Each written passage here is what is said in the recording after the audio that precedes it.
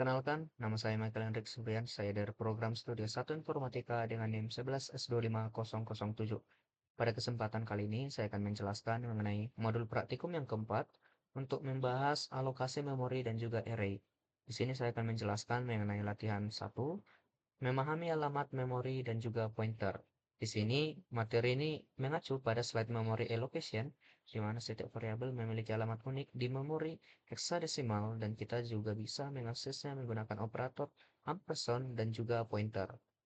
Untuk code-nya dalam bahasa C sendiri, diawali dengan include standard input output.h, yang dimana ini berfungsi nantinya ketika kita akan menggunakan beberapa fungsi, semisal printf dan juga scanf, sehingga program ini memerlukan pemanggilan fungsi standar input-output.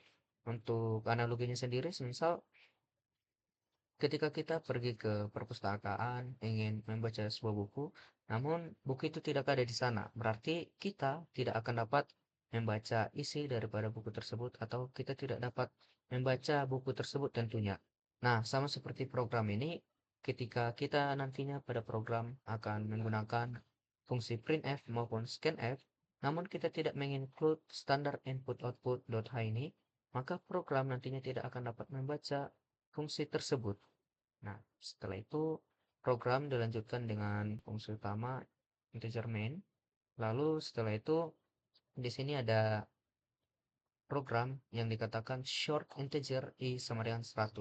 Nah, untuk penjelasannya sendiri, untuk integer dia pada umumnya memiliki memori sekitar 4 byte atau sekitar 32 bit. Namun, pada program kita ini kita menggunakan short integer i sama dengan 100. Karena ketika kita menggunakan short, berarti di sini kita akan menggunakan penyimpanan yang lebih efisien lagi.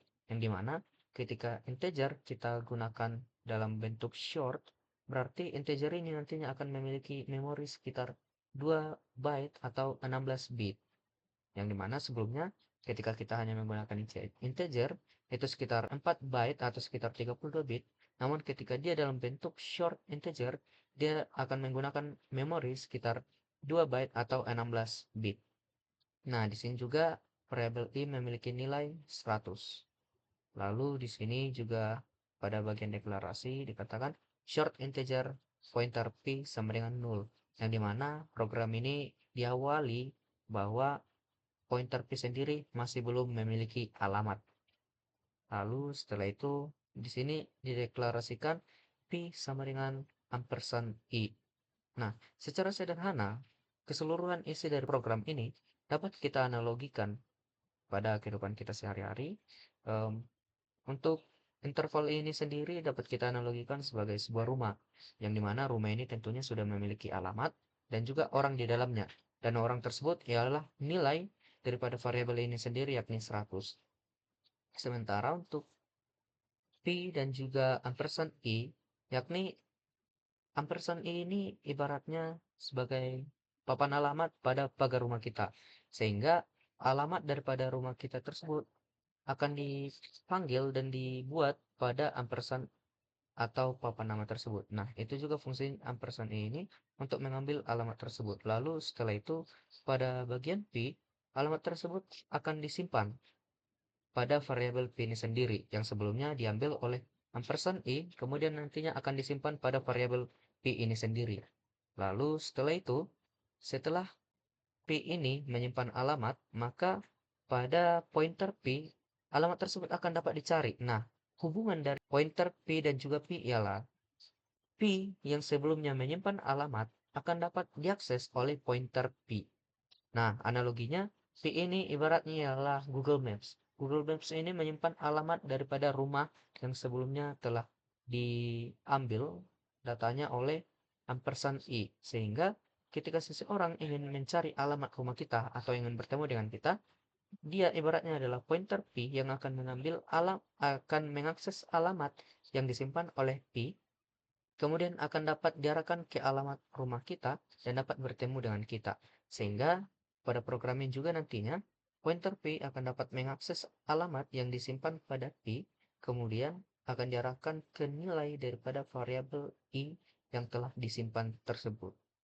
Nah, di sini juga program akan diakhiri dengan return 0 yang berarti program telah selesai dengan baik. Nah, di sini ada beberapa pertanyaan analisis mengenai program ini. Yang pertama, kita disuruh untuk memperhatikan output pada alamat memori. Di sini kita ditanyakan apakah alamat ampersand i sama dengan nilai daripada variabel p. Nah, untuk memastikan hal tersebut, kita perlu untuk menjalankan program.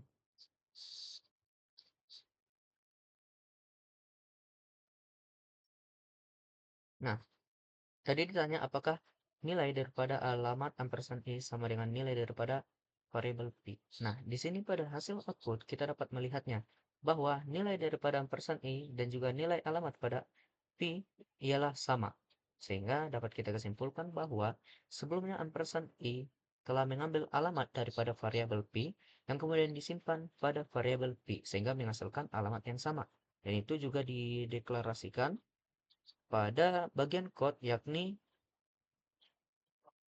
P sama dengan ampersand I. Lalu untuk pertanyaan kedua, mengapa nilai daripada variabel I yang sebelumnya memang sudah didefinisikan sebagai 100 dapat berubah menjadi 223? Padahal kita tidak melakukan assignment I sama dengan 223 secara langsung. Nah, untuk penjelasannya sendiri, pada kode ini memang telah dibuat bahwa pointer P sama dengan 233. Namun, ditanyakan mengapa nilai I yang sebelumnya ialah 100 bisa berubah menjadi 233. Nah, itu dikarenakan karena pada pointer P ini sendiri, dia telah mendeklarasikan sebuah nilai yang baru yakni 233. Jadi, pointer P nantinya akan tetap mengambil alamat variabel I yang telah disimpan pada variabel P, namun ketika telah mencapai alamat tersebut dan mendapatkan nilai daripada variabel tersebut, nilai tersebut akan langsung diubah menjadi 233. Jadi di sini bukan berarti alamatnya diambil daripada variabel yang lain.